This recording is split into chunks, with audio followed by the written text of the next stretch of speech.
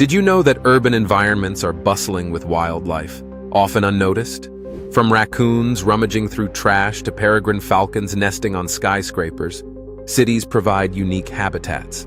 Urban areas can host over 150 species of birds, including the adaptable house sparrow and vibrant pigeons. Squirrels are common, but have you seen a fox trotting through a park?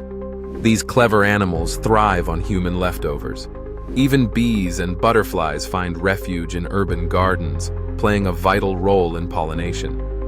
As cities expand, wildlife adapts, teaching us about resilience.